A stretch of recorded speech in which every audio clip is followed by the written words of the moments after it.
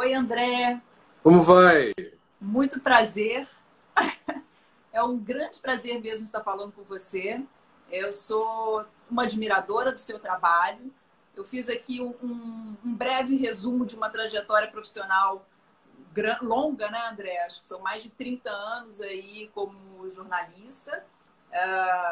Sempre, André, com o meio ambiente perpassando a sua trajetória profissional. Eu já fiz algumas pesquisas e vi que você começou a se apaixonar pelo tema, a se engajar no tema, principalmente a partir da Rio 92, né, da Eco 92. Conta pra gente como é que a questão da sustentabilidade do meio ambiente entrou aí na sua vida profissional. Olha, a cobertura da Rio 92, há 28 anos atrás, de fato, representou para mim uma oportunidade de perceber o senso de urgência desse tema no sentido mais amplo, não apenas fauna e flora, meio ambiente, a gente está falando de modelo de desenvolvimento, projeto de civilização, a gente está falando de esperança, a gente está falando de uma cultura de paz, são várias pegadas da questão ambiental. Eu cobri pela Rádio Jornal do Brasil a maior conferência da história até então, quase 200 reis, rainhas, ditadores, presidentes, chefes de Estado no Rio de Janeiro. E fiquei encantado com o assunto e após a Rio 92 eu fui buscar uma formação técnica na academia para poder entender melhor do que se trata e me capacitei para oferecer mais pautas, contar mais histórias dentro do jornalismo. E também virei professor da PUC e da UFRJ no tema geopolítica ambiental, comunicação e meio ambiente. Então, eu não saberia dizer exatamente quando, formalmente, a Rio 92 deu um empurrão na minha consciência no sentido de prestar atenção no que é ser jornalista no século XXI diante desse assunto. Agora, eu, se não fosse jornalista, eu pensei em ser veterinário. Eu moro numa parte do Rio de Janeiro que é muito bonita, assim, arborizada, contato com tucano, com gambá, com mico, com tudo que é passarinho. Portanto, tem uma ligação também que é afetiva, espiritual. Está tudo junto e misturado. Bacana. E quando você entrou na Globo News, o Cidade de Soluções veio depois de um período lá, mas já era um projeto que você tinha em mente, né, já há um bom tempo. Acho que você conseguiu implementá-lo 10 anos depois do Globo News. E o programa já tem o quê? 13 anos, é isso? 13 anos. De lá para cá, André, qual que é a sua... Você que está cobrindo ativamente aí esses diversos âmbitos, né, da questão da sustentabilidade, do meio ambiente, diversas pautas. Mudou muita coisa na cobertura? Você acha pessoas mais engajadas? É mais fácil de achar fonte, não é? Qual que é a sua percepção aí dessa trajetória? Sem dúvida alguma, uma mudança. Certas pautas que eram inovadoras, diferentes, de 13 anos atrás, hoje são absolutamente banais. Coleta de água de chuva era uma revolução nesse período, era uma coisa que não era usual. A reciclagem, a destinação final dos resíduos de uma forma, eu diria, mais consistente hoje do que já foi. Temos muito que avançar, mas naquela época era muito difícil encontrar. No setor público ou privado e no terceiro setor, um comprometimento mais explícito com o consumo consciente que remete a uma gestão ecológica dos resíduos, né? A propósito, hoje o Rio de Janeiro está completando em um ano a redução de 50% da circulação de embalagens plásticas descartáveis, menos 2 bilhões de sacolas, 2 bilhões de sacolas no estado do Rio. Esse é o volume de sacolinhas que deixaram de circular em um ano. Esse é um tema que a gente também lá atrás abordava de forma muito pioneira. Poucos lugares do mundo se preocupavam com plástico descartável. Hoje em dia está na lei. Grandes cidades como Rio, São Paulo e Belo Horizonte têm políticas de contenção na circulação dessas sacolas. Então, o avanço da consciência e o aparecimento de uma nova cultura mais responsável em relação a essa ética do uso inteligente dos recursos naturais não renováveis fundamentais à vida e a aversão a tudo que signifique a aceleração da destruição, da devastação, da depredação dos recursos naturais, essa consciência avança, mas o avanço é lento, ele é progressivo, mas ele é lento. As bicicletas também, o cicloativismo, a mobilidade sustentável, por assim dizer, é um avanço. A selagem das construções sustentáveis, quer dizer, selos que aferem que uma determinada construção tem recursos para economizar água, energia, foi construído com materiais menos degradantes, tudo isso faz parte. E tudo isso está acontecendo. É um processo relativamente lento, mas progressivo e que não retroage. Consciência não volta atrás. Quem aprende a andar de bicicleta não esquece nunca. Uhum. Sim, você mencionou aí a questão das sacolas plásticas, né? E eu até escutei você falando isso no seu Papo das 9, né? O André faz diariamente um papo com os seguidores dele no Instagram. Uma agenda intensa, né, André? De divulgação e de informação. Acho que dá para perceber que você vê a importância da informação e dessa sua função mesmo social também para levar isso para as pessoas. Assim, agradeço mais uma vez você estar aqui conosco, para a nossa audiência aqui também, ajudando a gente a refletir sobre essa questão do consumo e da sustentabilidade, né? A Proteste é uma associação de consumidores, a gente congrega, né, quase 100 mil associados e consumidores. E você falou da sacola plástica, e na sua live você falou que a associação, né, a SERJ, abraçou a campanha. A questão da sustentabilidade, ela envolve diferentes entes, né? Assim, é o poder público, são as empresas, são os consumidores. Você sente que alguém tem um peso maior aí nessa função de promoção de um consumo mais sustentável? Olha, eu gosto muito do exemplo dado pela Política Nacional de Resíduos Sólidos, que fala de responsabilidade compartilhada, né? Então, todos nós, em maior ou menor grau, temos alguma parcela de responsabilidade em relação tanto à questão do consumo quanto ao descarte do lixo, resíduo ou rejeito. Agora, com toda franqueza, tudo começa pela educação. E a parte mais nobre da educação, mais estratégica, mais importante, vai de 0 a 7 anos dentro da casa da gente a partir da influência de pais ou responsáveis. Então, não consigo ver uma influência mais importante, direta, contundente, do que a do exemplo de pais ou responsáveis. A escola, por sua vez, é o segundo lugar mais importante de dar fundamento, procurar ampliar as razões pelas quais nós deveríamos estar mais atentos ao ato de consumo, que não é ou não deveria ser associado a lazer e entretenimento. O consumo é um ato político e tudo que a gente compra ou deixa de comprar tem repercussão, tem reverberação. Então, estimular o consumo consciente significa perceber a visão sistêmica que está por trás de qualquer coisa que a gente no universo queira prestar atenção.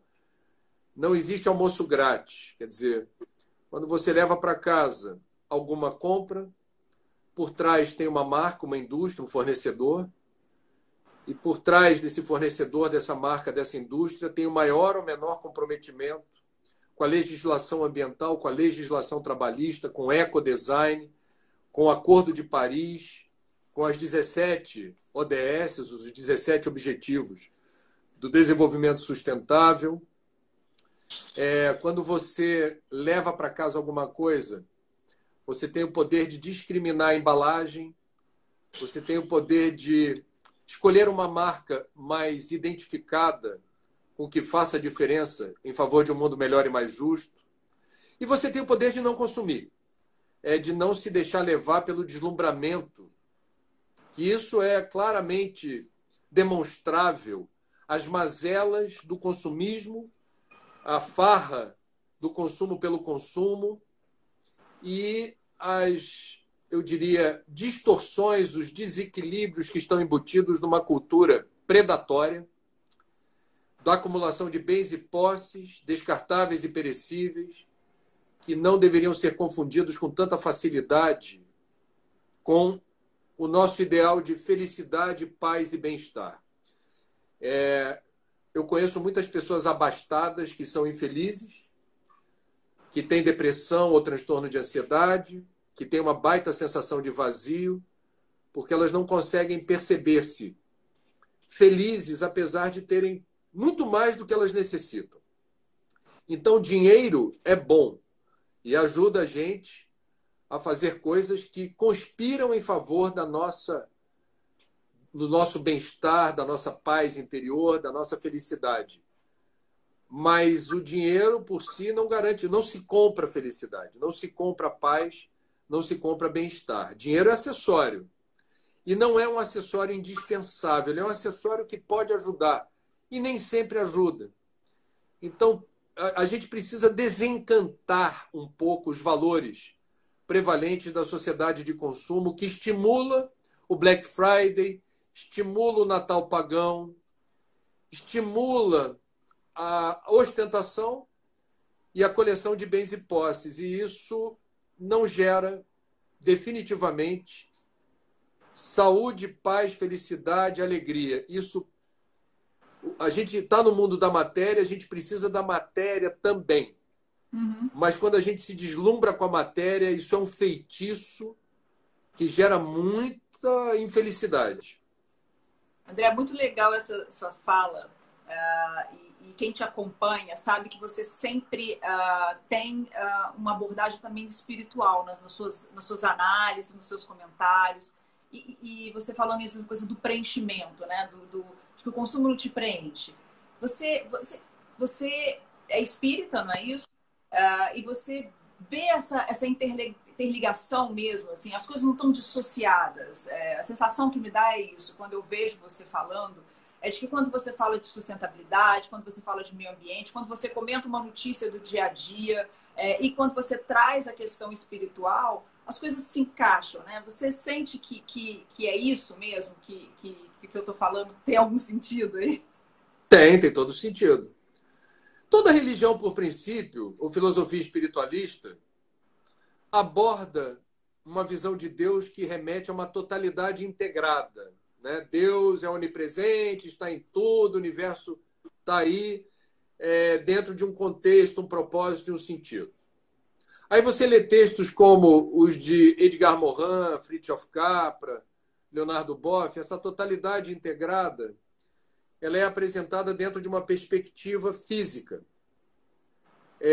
Portanto, a ciência, ela demonstra essa totalidade integrada, ou seja, todos os fenômenos do universo microscópico, do universo tangível e visível, eles só podem ser explicados a partir da percepção de que estão inseridos em algo maior. Quer dizer, o universo é um conjunto de fenômenos interligados, interdependentes, que interagem o tempo todo. Essa é uma visão que um físico quântico poderia dar, essa é uma visão que qualquer religioso poderia concordar. Então, nós temos pontes muito interessantes, construídas, que aproximam a cosmovisão de diversas tradições espirituais do mundo descortinado, do universo desvelado pela ciência. E isso é muito atraente para mim, porque a ciência ambiental ela é absolutamente adesa a essa visão sistêmica, né? Por exemplo, enxergar uma árvore não é apenas enxergar uma árvore. A gente vai enxergar ali diversos fenômenos interligados, quais sejam a troca de gases com a atmosfera, captura de carbono, liberação de oxigênio, fotossíntese. A gente vai perceber impacto sobre umidade e temperatura do ambiente, com o sombreamento e com a evapotranspiração que a árvore sua vapor d'água. Todo vegetal realiza esse processo. Ela vai interagir com a fauna, dependendo da árvore, você vai ter interação com insetos, morcegos, pássaros. Você vai ter interação com o homem, com a mulher. A árvore frutífera nos interessa. Você vai ter o sistema radicular, que é a raiz, determinando outros fenômenos de fixação do solo. Certas árvores têm o poder de inocular no solo nitrogênio e outros elementos, outras substâncias, outros gases. Aquilo que se decompõe, que é galho, folha, que se desprende, cai, apodrece, gera nutriente para o solo. Então, veja, os meus alunos da PUC, a gente tem o cuidado de praticar e entender teoricamente o que é a visão sistêmica e não enxergar nunca mais uma árvore apenas como uma árvore. Então, está tudo literalmente interligado em fenômenos que interagem e são interdependentes o tempo todo. Essa é uma visão da ciência ambiental, essa é uma visão religiosa. Uhum. Sim, muito bom. André, você está falando, e aí um comentário pessoal, né?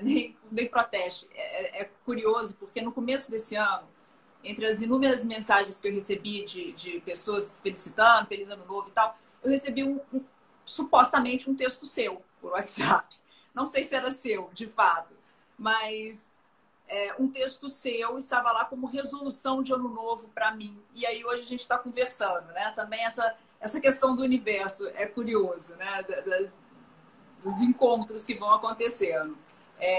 Esse texto é seu? Era um texto que listava, sei lá, 27 práticas sustentáveis, coisas que você poderia colocar em um ano realmente novo. O que você poderia fazer? E listava, inclusive, sugeria, inclusive, algumas empresas que fazem programas de sustentabilidade. Primeira pergunta, é um texto seu? São dicas que você deu em algum lugar?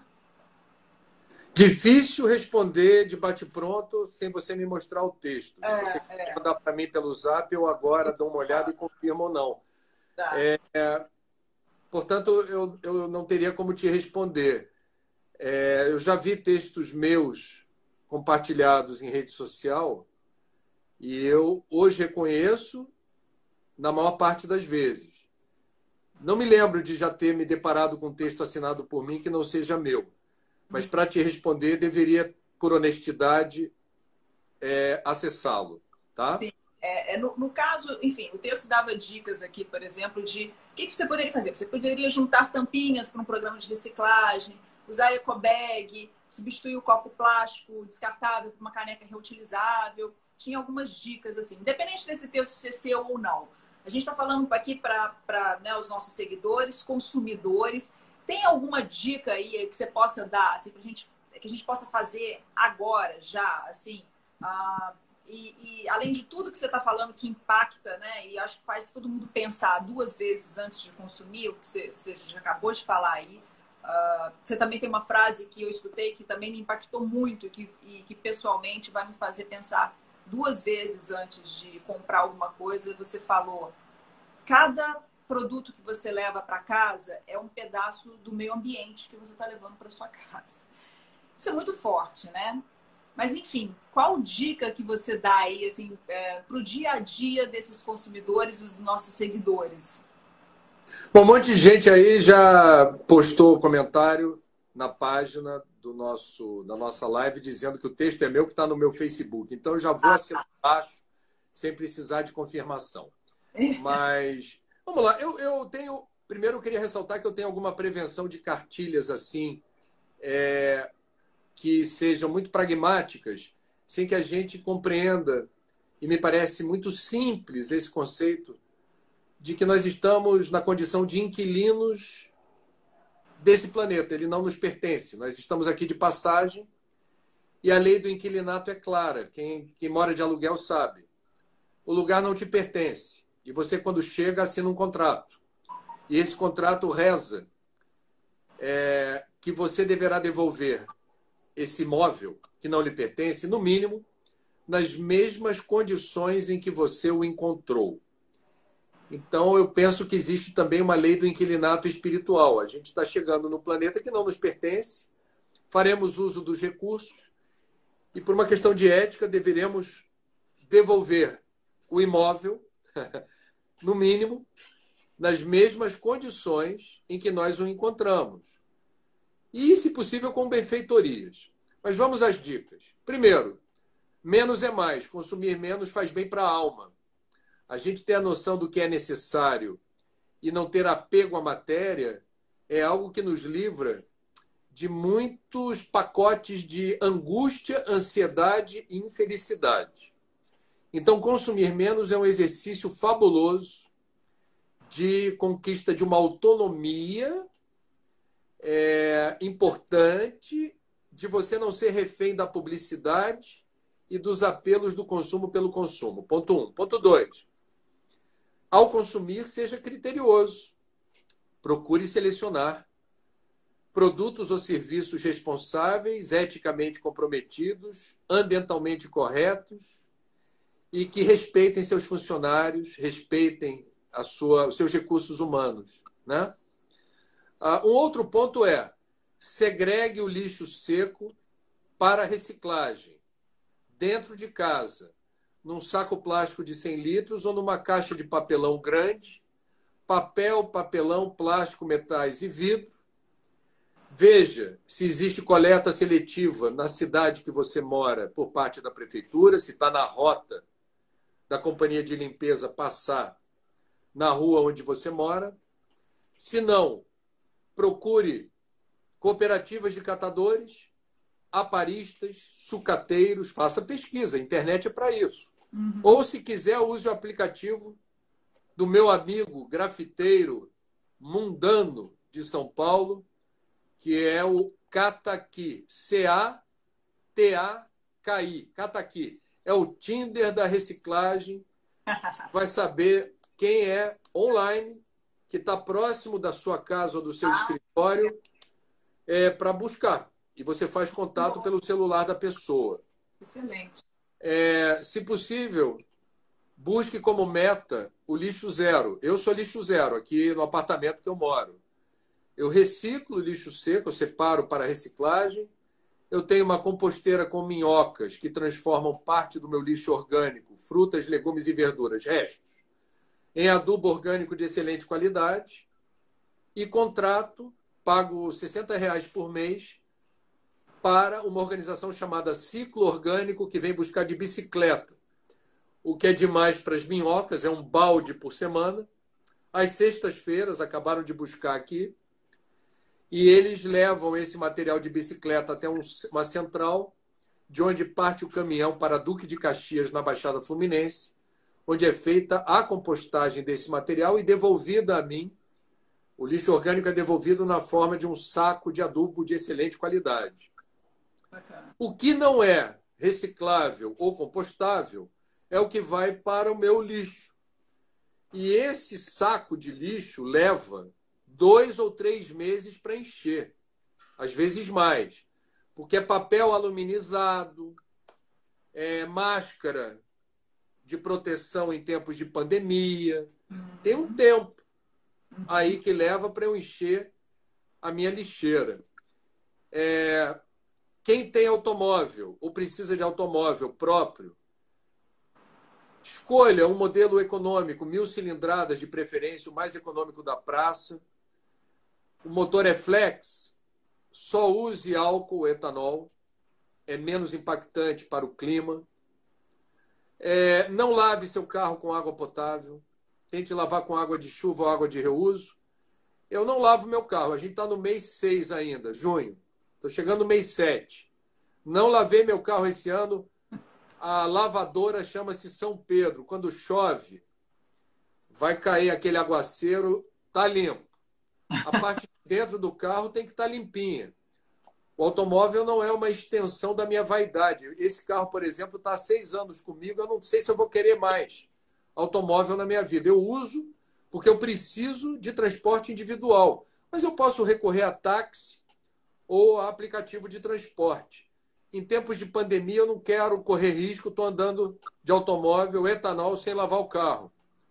Se vai comprar móvel de madeira, madeira certificada, fundamental.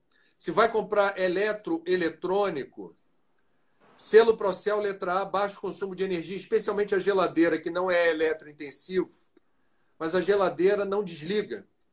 A geladeira você compra, bota na tomada, você só vai desligar da tomada para descongelar e fazer a limpeza. Então, ela precisa ser eficiente. O mesmo vale para aparelhos de ar-condicionado, o mesmo vale para ferro de passar, o mesmo vale para secador de cabelo. Eficiência energética fundamental. E eduque seus filhos pelo exemplo. Uhum. Não promova o consumismo dentro de casa, cercando o menino ou a menina de presentinhos que às vezes são dados para compensar a culpa de pai ou mãe que não tem todo o tempo que gostariam para os filhos, estão trabalhando, estão procurando emprego, estão se virando para pagar até o melhor escola possível, plano de saúde. Isso é do jogo, eu não estou discutindo. Uhum. Por que pais e mães no século XXI passam muito tempo fora de casa? Uhum. Mas não tente compensar a culpa eventual por não ter todo o tempo do mundo para o seu filho, dando presentinho, porque você vai estar, sem querer, didatizando a propina, o suborno, o agrado, ou aquilo que o Sérgio Cabral, que é um presidiário muito ilustre do estado do Rio de Janeiro, chamava de taxa de oxigênio. Então, a gente não deveria compensar falta de tempo com o filho, eventualmente falta de atenção, mesmo quando tem tempo, com mimos na forma de presente. Isso pode ser uma encrenca no futuro. Gente, a gente fica até, né, até mexido assim com a sua fala, porque você fala tantas verdades e às vezes a gente incorre em tantos desses erros até por força do sistema, né? Você falou aí essa questão o carro não é uma extensão da sua vaidade. E tem uma palestra que você deu no TED em 2010, né? Já tem aí 10 anos. E que você, para falar sobre consumo, você deu um exemplo do armário embutido, que Sim. era um sonho de consumo, um desejo de consumo da classe média, sei lá, começo de 1950, 1960, não sei quando exatamente, e que lá em 2010, quando você deu a palestra, o armário embutido já não é uma grande coisa, né? O grande diferencial quando alguém vai apresentar um apartamento são os closets, né? E aí você fala você faz esse exemplo para falar sobre essas armadilhas do consumo, né? Que é mais do que ter, é o ostentar, é o mostrar. E em 2010, a gente ainda não tinha esse fenômeno das redes sociais, né? Hoje a gente tem influencers aí que abrem aqueles closets maravilhosos, não só ostentam para quem visita a casa, mas ostenta para milhares de seguidores. A gente falou desse tempo aí que você está cobrindo a questão da sustentabilidade. Isso também é uma mudança, né, André? Uma mudança não tão positiva, porque parece que esse estímulo ao consumo ele cresce cada vez mais, né? Eu, entretanto, sou otimista. Eu estou vendo nas novas gerações uma maior capacidade de exercitar o desapego com o automóvel. Tem uma garotada que se sente muito à vontade andando de bicicleta, que consegue marcar um gol no prestígio com os coleguinhas de escola, quando vai para a escola de bicicleta, quando fala dos programas que fez com a namorada de bicicleta fim de semana. Eu também fico muito feliz com uma nova geração que tem mais consciência em relação ao que come. Há um prestígio maior do vegetarianismo e do veganismo entre crianças e adolescentes que preocupam os pais que não ensinaram os filhos a deixar de comer proteína animal na proporção que os próprios pais comem. Vem de fábrica. E falando em fábrica, no ano passado nós tivemos uma saudável disputa entre grandes empresas de proteína animal que estão disponibilizando carne vegetal no mercado para não perder cliente. Uhum. Grandes hamburguerias que passaram a inserir no cardápio hambúrguer vegano, uhum. vegetariano ou vegano. E isso não é um movimento orquestrado com grandes empresas ligadas a vegetarianismo e veganismo. Não. O incrível, Roberto, é isso, vem de baixo para cima. Então, o ambientalismo é um movimento que veio também de baixo para cima. Sim. E ganhou o establishment. O capitalismo se apropriou do discurso ambientalista de forma até perigosa, por vezes, dizendo-se sustentável quando nem sempre o é. Eu estudo isso com os meus alunos da PUC, chama-se maquiagem verde. Sim. Vocês fazem trabalho sobre isso, que Exatamente. A gente fez reportagem junto, em Exatamente. parceria, o greenwashing. Isso. Inclusive, fizemos um Cidades e Soluções com vocês, que deu o que falar. Eu fui pedir autorização à TV Globo, e eles deram, para a gente mostrar o resultado da pesquisa da Proteste, que passou o pente fino no varejo.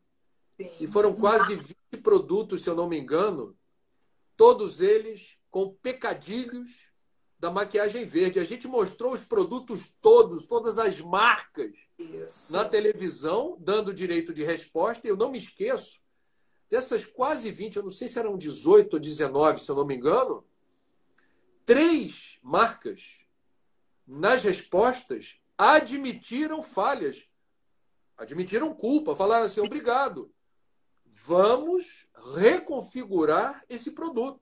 Exatamente. Então...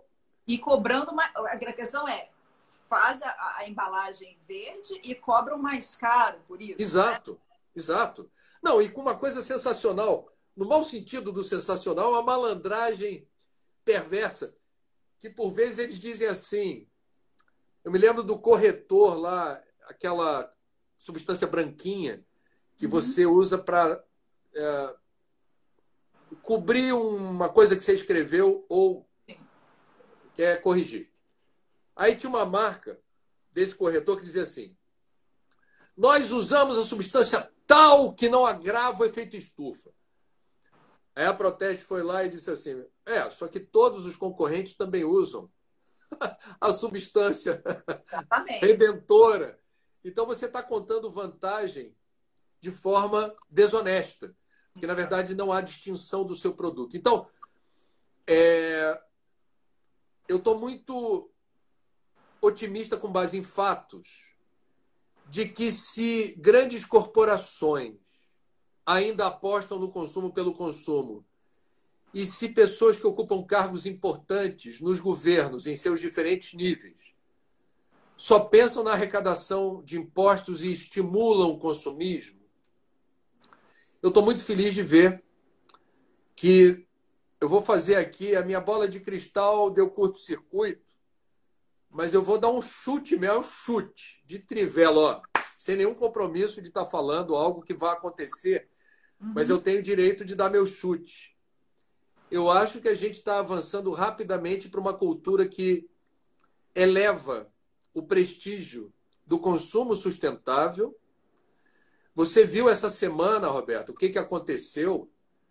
Grandes gestores de grupos de investimento, carteiras de investimento que representam 3,7 trilhões de dólares, aproximadamente 20 trilhões de reais, encaminharam uma carta aberta para 8 embaixadas do Brasil, dizendo: se vocês prosseguirem com o desmatamento, se vocês prosseguirem com o desmonte da política ambiental do país de vocês, se vocês seguirem atropelando direitos indígenas, nós não conseguiremos manter o nível de investimento que ocorre hoje no Brasil. Exatamente. O ministro da Economia, Paulo Guedes, já disse várias vezes, antes da pandemia e principalmente agora, no transcurso da pandemia, ainda sem controle no Brasil, que a reconstrução do Brasil não será possível sem investimentos externos. Então, a gente está percebendo com muita clareza uma transição de valores, de percepções, de cultura, apesar das criaturas jurássicas, atrasadas, que pensam desenvolvimento com cabeça de século XIX, que ocupam setores importantes da administração pública federal hoje. Sim. E isso é um retrocesso. Mas eles estão de passagem. E a gente segue. E o setor privado está tendo a chance de não pegar carona nesse trem fantasma aí. Porque isso fica marcado. Isso Exatamente. fica marcado. Isso fica na história, né? E você falando dessa questão dos investidores internacionais, dessa importância, a gente não está isolado, né? A gente não existe mais. Eu conversei aqui na quarta-feira com uma representante do CEMEDS, e ela falou: olha, as empresas, elas estão interligadas. Então, se você não, a empresa internacional deixa de fazer um negócio aqui porque aqui não segue alguma regulamentação. Isso, esse movimento dos acordos internacionais, eles já existem há algum tempo nessa questão do clima, né? O Acordo de Paris, Tratado de Quioto. E agora, com a pandemia, essa cooperação internacional, que isso também tem um impacto gigantesco, eu acho que tem sinergias com o que acontece com a questão do clima, né? É uma crise que não tem fronteiras, né? E você acha que esses acordos internacionais eles são fundamentais para a gente enfrentar essa crise que já está acontecendo e que tende a se prolongar aí, né, por um tempo? Não há saída para nós sem o multilateralismo. Os acordos internacionais são as oportunidades das agendas de todos os países convergirem num objetivo comum em benefício de todos. Simples assim. O planeta é um só. Os recursos são finitos. Sabendo usar, não vai faltar. Essa divisão territorial, ela é uma criação humana. A gente fala da Amazônia. A Amazônia já é internacional. Existem 9 países situados em maior ou menor proporção dentro do bioma amazônico. O rio Amazonas não nasce no Brasil. Então, o rio Danúbio na Europa atravessa vários países. Então, quando a gente pensa assim, como é que eu organizo melhor as minhas rotinas enquanto ser humano num planeta onde nós ocupamos espaço, chamamos de países, fechamos aqui os limites das fronteiras e queremos pensar esse país encapsulado dentro do seu território? Isso é uma utopia, isso não funciona, isso não tem lastro na realidade. Então eu penso o futuro como inevitável, penso que é inevitável o maior prestígio da Organização das Nações Unidas, que merece uma reforma, ela está defasada, ela tem a idade da Segunda Guerra Mundial. A ONU surge depois do armistício, substituindo a Liga das Nações. Aí tem o Conselho de Segurança. O Conselho de Segurança não tem mais razão de ter essa formatação e algumas regras da ONU também estão defasadas. Nós vivemos num mundo acuado pela maior crise ambiental da história da humanidade. Sim. E a gente precisa de uma agenda internacional para enfrentar esse problema. Vou dar um exemplo, um só. O dado é oficial da Organização das Nações Unidas, do UNEP, do Programa das Nações Unidas para o Meio Ambiente.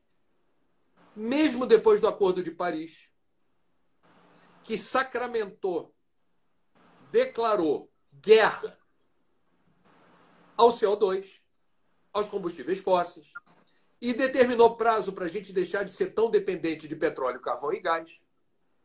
Nós temos hoje no mundo inacreditáveis 5 trilhões de dólares de subsídios para petróleo, carvão e gás.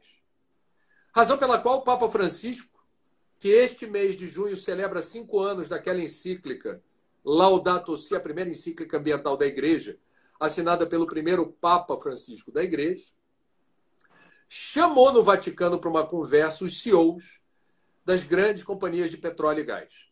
Por que ele chamou? Porque o Papa não é bobo. O Papa é top. Ele é um chefe de Estado. A gente acha que o Papa é apenas um líder religioso. Sim, não, com certeza. De pouco mais de 1 bilhão de católicos. Aí o pessoal esquece que ele celebrou a reaproximação de Cuba e Estados Unidos na época de Obama e Raul Castro. E nenhum dos dois é católico, que eu saiba. Nem Raul, nem Obama. Mas a figura do Papa é uma figura política. Então o Papa chamou esses senhores e falou assim: eu sei que vocês falam uma coisa e estão dizendo outra. Aliás, estão fazendo outra. Existe um descolamento do que vocês assumem publicamente e o que eu estou vendo aqui no particular. Vamos conversar? Então, nós consumidores temos poder que a gente despreza. De boicotar o plástico descartável, de boicotar o combustível fóssil, de boicotar marcas que não são idôneas, não são éticas. Eu penso que a Proteste tem um papel a desempenhar muito importante aí. Porque estamos abertos ao debate e às sugestões. A ferramenta do boicote, ela foi muito pouco utilizada até hoje no mundo. Eu me lembro quando a França, de Jacques Chirac, fazia testes nucleares no Pacífico Sul, no atol de Mururoa. E o Greenpeace colocou uma flotilha no dia do teste nuclear, numa área que a Marinha Francesa não queria ninguém por perto. Eles invadiram a área para impedir. Eles fizeram isso várias vezes. Não deu para segurar o rojão. A Marinha Francesa jogou pesado. Realizaram um teste nuclear num paraíso no Pacífico Sul. Um vexame para a França. Podia ter realizado testes em simulações com supercomputadores. Preferiu fazer a Vera. Eu me lembro do Greenpeace convocando, e outras organizações, assim: vamos boicotar o vinho francês, o queijinho francês, o perfume francês, que o francês pisou na bola. Aquilo teve algum alcance, alguma repercussão. Precisamos pensar que a força do consumidor se revela não apenas no ato político de comprar ou não comprar, mas na reverberação, na era das redes sociais, de uma ferramenta que precisa ser usada com justiça, no momento certo, do jeito certo, boicotando produtos ou serviços inidôneos. Vou dar um exemplo, mas não quero dar nome de marca. Nós estamos aqui reféns do delivery. E a gente resolveu prestigiar. Graças a Deus existem os entregadores de moto ou de bicicleta que realizam esse gesto humanitário que permite que muitas pessoas não estejam expostas ao vírus, mas eles estão. Eles são explorados, e em alguns casos, dependendo da marca, muito explorados. Sem EPI. É uma máscara por mês. É um negocinho de álcool gel desse tamanho para o motoqueiro que vai andar o dia inteiro.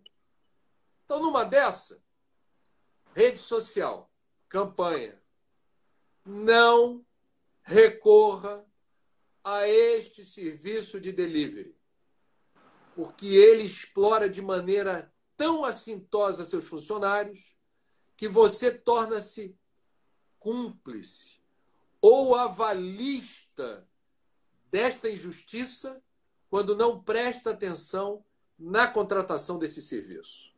Sim. Sim.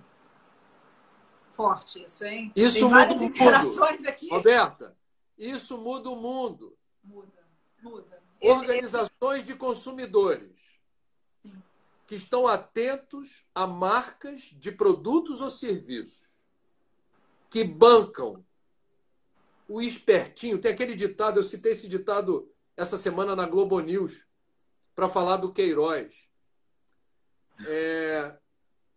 A esperteza, quando é muita, come o dono. A esperteza, quando é muita, come o dono. Então, a gente precisa ser mais esperto do que os espertos fake news. Sim. E a força do consumidor é tamanha. Eu compararia assim, se todos os elefantes que ainda vivem soltos na África, ou hipopótamo é uma raça, é uma espécie ainda mais perigosa do que o elefante, o poder do hipopótamo. O hipopótamo é agressivo. Se tiver alguém dando sopa assim num lugar que vê o hipopótamo pela frente, ó, sobe na árvore, porque aquele bicho não gosta de invasão do espaço aéreo dele, não. Se os hipopótamos conhecessem a força que eles têm, porque a gente fala de movimento de manada no Black Friday, vai todo mundo junto querendo comprar primeiro. Sim. Essa é a força que não nos interessa. Uhum. A força que nos interessa é no sentido contrário, dizendo nós não vamos naquela direção, porque ali está uma injustiça. Ali há o cometimento de crimes contra a legislação trabalhista ou algo que pode até não ser tipificado como crime, mas é assintoso, é vexatório. Gente, pensa, Roberta, na boa, quando a gente começa a puxar o extrato de todas as empresas que pisam na bola e todo o poder eventual de produzir listagens dizendo, Proteste também faz isso muito bem, quais são as empresas que não responderam ao nosso questionário, quais são as empresas que não se comprometeram publicamente com isso ou aquilo, é por aí. Sugestão, hashtag somos todos hipopótamos agora no Proteste. Vamos junto nessa. André, numa das suas lives você citou, você também dá várias dicas de livro, é muito interessante, você citou o Bauman, né? O Zygmunt Bauman, que é filósofo, sociólogo, que é famoso pelo conceito da liquidez, das relações líquidas, e você citou o livro dele sobre a ética do consumo, né? O título do livro é A Ética é Possível no Mundo de Consumidores? Já está faltando só 10 minutos para a gente terminar. Eu ainda nem abri para os comentários, porque eu estou muito fominha aqui, não estou sustentável, estou só fazendo perguntas, mas eu vou passar para algumas perguntas. Mas assim, eu queria, para a gente voltar um pouco do tema da live, a gente nunca saiu, mas assim, voltar para essa coisa do consumidor. Eu queria que você me ajudasse a responder essa pergunta do Bauman aí. Você já fez essa reflexão na sua live, mas vamos conversar aí. É possível ter essa ética, então? Vamos lá. Me parece que Bauman promove uma reflexão numa sociedade de consumo que exalta o individualismo, o egoísmo e o hedonismo. Então, nós estaríamos, ao nos permitirmos o deslumbramento com a acumulação de bens e posses e com a ostentação, nós exaltaríamos por tabela e por lógica o individualismo, o egoísmo e o hedonismo. Então não há solução, não há cultura de paz, não há fraternidade, não há a capacidade de você, muito distraído com o seu próprio consumo, prestar atenção em quem sequer consome o necessário. Veja, Roberta, nós estamos conversando no auge da maior pandemia do nosso tempo e o Brasil nunca teve tanta gente numa situação tão difícil. Você viu como muitas pessoas correram ávidas quando reabriu em alguns lugares do país o shopping.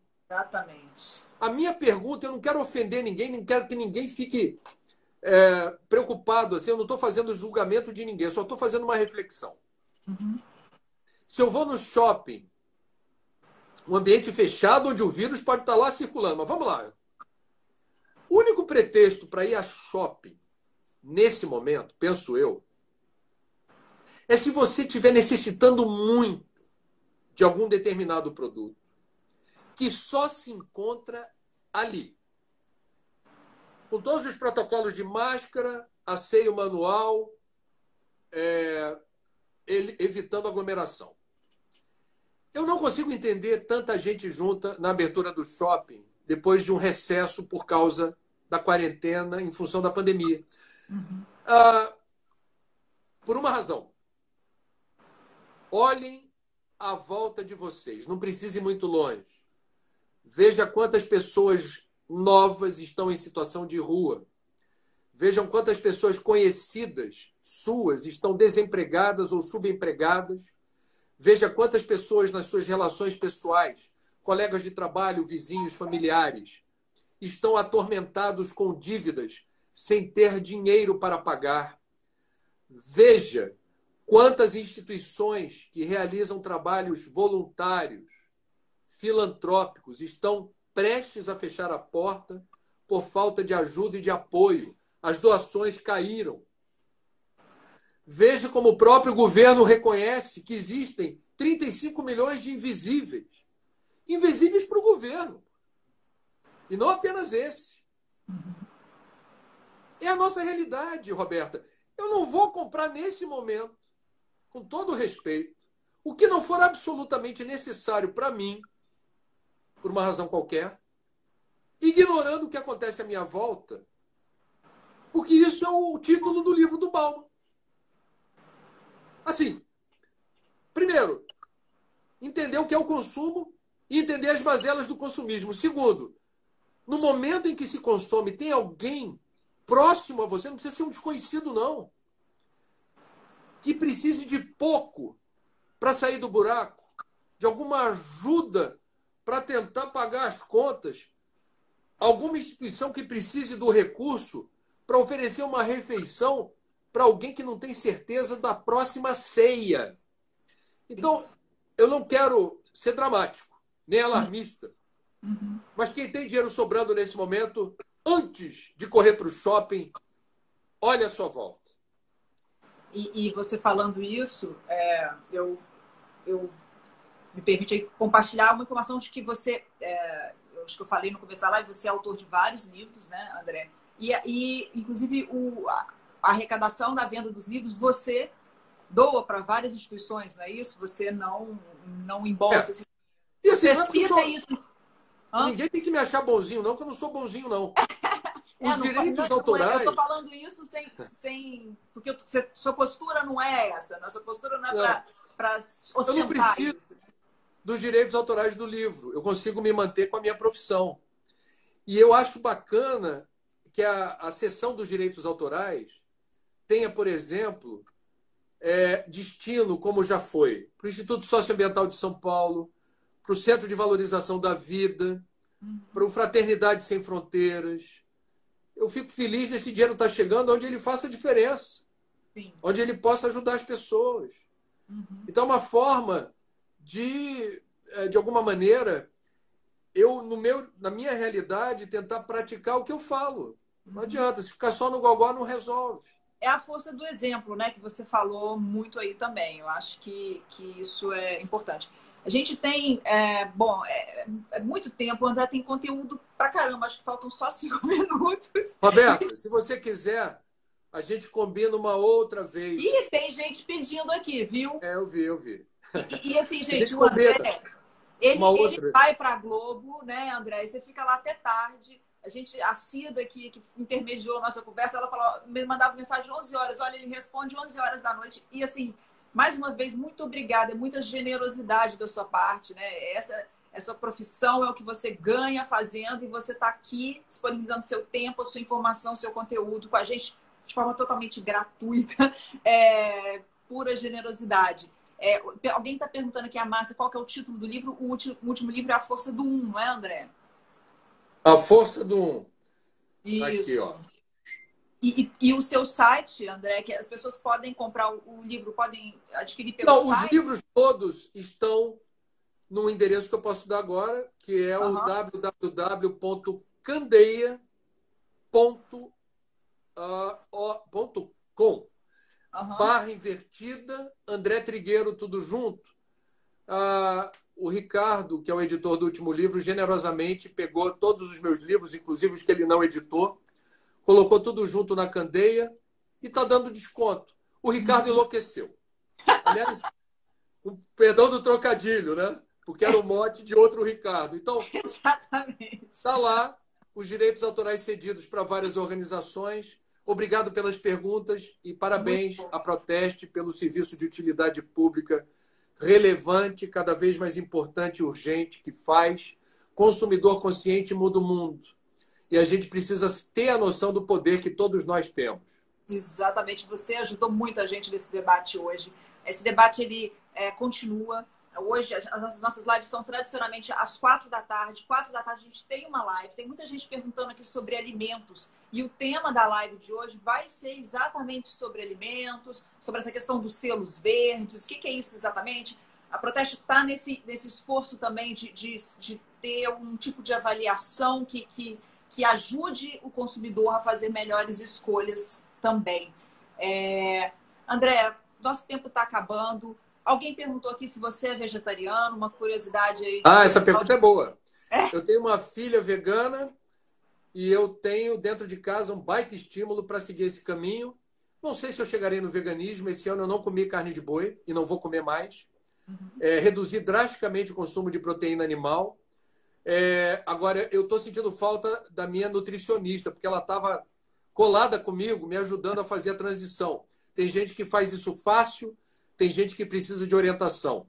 Eu preciso, estou me cuidando e recomendo, porque é muito legal você dizer um dia: eu não preciso me alimentar da dor e do sofrimento de outros seres vivos para ter saúde, resiliência e longevidade. Eu chego lá.